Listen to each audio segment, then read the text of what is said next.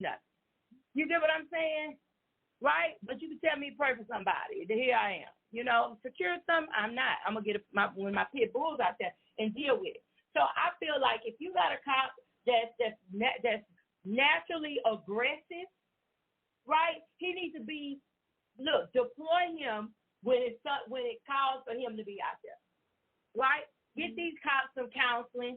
After you, listen, sympathy training. And some sympathy training, because first of all, if you send a cop, those that were in the war, right? They have been killing people. They have been doing this. You can't take that person and give them a badge and tell them to pull people over. No.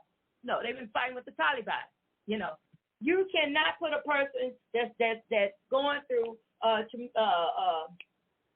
what is it, PTSD on the side of the street when a grandmother, you understand me, is going 5 minutes over the speed limit. They showed a video where they pulled somebody's grandmother over. Oh, yeah, and they harassed her so bad that she urinated on herself. You understand what I'm saying? So I think it needs to be some serious hardcore sit down at the round table and figure this out before it be an all-out war right here on USO.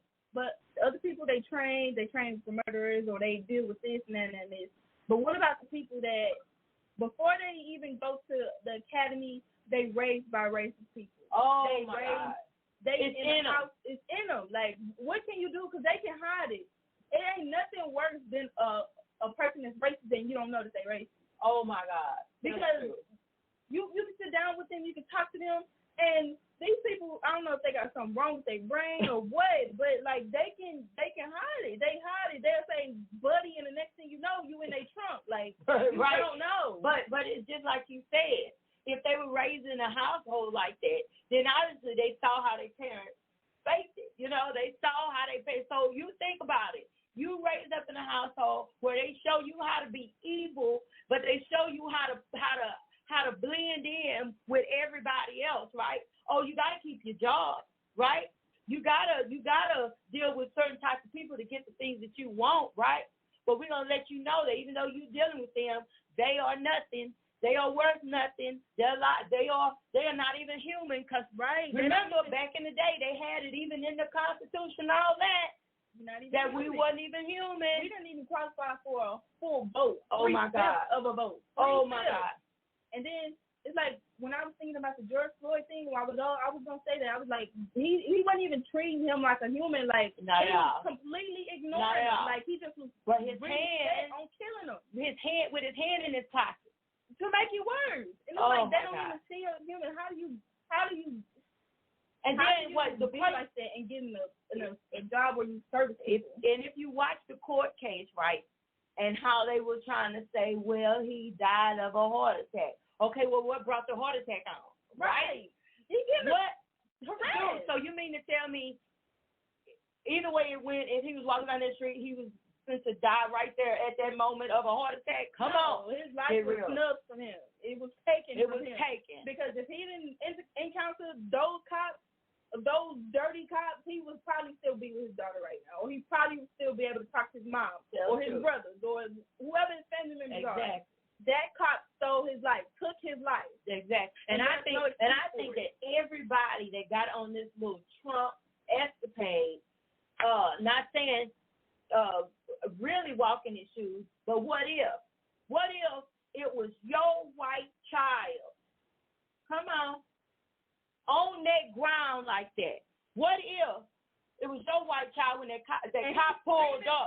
Watch this. Screaming for his mama. Watch this. When the cop pulled up and those girls was fighting, right? And the cop took your daughter out. All I'm saying, we got to really, the human, but just as a human being, forget race. Just as a human being, are we going to really, in this world today, understand that we all came here the same way? Oh, my goodness. Y'all, that was a heated little situation. We coming back, and we're going to be talking about Lizzo. We're going to be talking about being body positive, okay, in just a few minutes. So why don't we, put a little bit of our Mr. So Iconic. Yes, I said we'll be right back in just a few minutes. Tell somebody.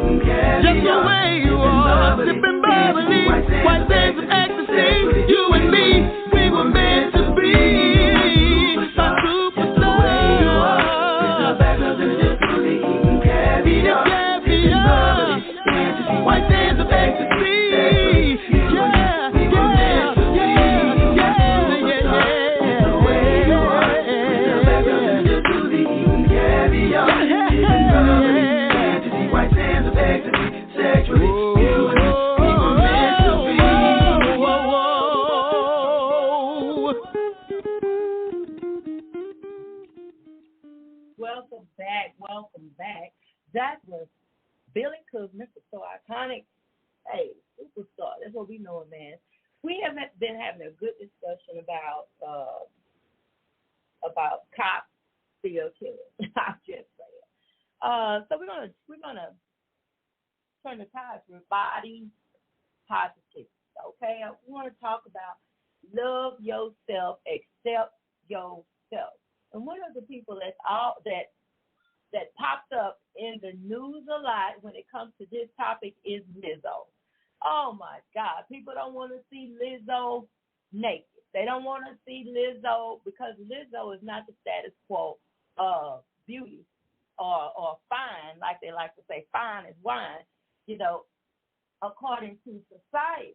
So we want to dive into that a little bit. Again, we have Mello the singer. I also have Simone here. So hopefully they will, for the millennials, for this generation, I love to make sure that the right voices are heard in things like this, because Lizzo is very prominent in your generation. So how did you feel about the picture that Lizzo posted of her being naked? Honestly, I really wasn't fazed by it because everybody's naked nowadays. I'm just like, oh, a body part, and I just keep scrolling. It don't really bother me because everybody is naked. Why do you think people were so messed up by or so bothered by Lizzo doing it? We all know it's obvious why. She's a big girl, but people are bothered because she's comfortable with being a big girl. Certain people don't like when a person that don't fit their standards is comfortable with themselves. People always got a problem with everything, especially with women. People pick at women on everything that they do. You're too skinny, you're too thick, you're solid, your nose too big. Everything, they pick at everything. So when a person like Lizzo comes out of nowhere and she do not care, like when I say do not care about what you have to say about her, it takes their power and it irritates them. It enrages them like, oh, you fat. Okay, I know that. Thank you. It just took their power. They don't like that because that's the only power that they have. The power that you give them, that's the only power that they have. And when they realize they ain't got that, they realize they ain't got nothing. And I think it's important, too, to know your worth, to know what you are worth. Me, myself, would not put my naked body out there on social media. Okay? Now, we talk about the positive side of this, which is she's showing other women and other girls that love you, be proud of you, accept you. And we don't even address this in men. Men have this same, well, now, let me take you back. Some men don't have this issue. Let's be real. Oh, they want to call him Big Loser. They want to call him Levert. They want to call him Big Papa. They want to call him. So when it comes to a woman being, they like to say fat. I'm going to say P-A-A-T, pretty hot and temper. Let's move on. Or they, with a man, it's different. It's different. Why do you think it's so different? Because the world is ran by men. It's different. Men, the people that run the world are big, fat, white men. So, I'm sorry, I'm not going to be racist or body shame, but that's honestly like people that mostly have money are fat, white men. So, when they set the standard of beauty, what are they going to say? Oh, if he got boobs, then don't date him, or they not about to criticize themselves. Do you think, because I just thought about this while you were talking, do you think that, for example, I was watching this movie, and it was a quote-unquote white fat man, had a lot of money, right? But he was dating this younger girl, which she was about 18, 20, but really 17 later on in the movie, we found out. Wow. And so he wanted to put her in the picture show. He wanted to do all of these things for her to show her that she was so beautiful just so he can hit. That's how they say it. Okay. So when you said that, I thought about that. That really portrays what goes on. Even if it's a visually challenged man, right? He goes after the woman he thinks he can't have the picture of beauty that that level of beauty that society has set, right? And he showers her. He gives her this. He gives her that. He wants what they call eye candy. He wants the woman that everybody wants, right? I think that the society has been set up that way to where even people's self-esteem, the rejection, who's accepted. It's set by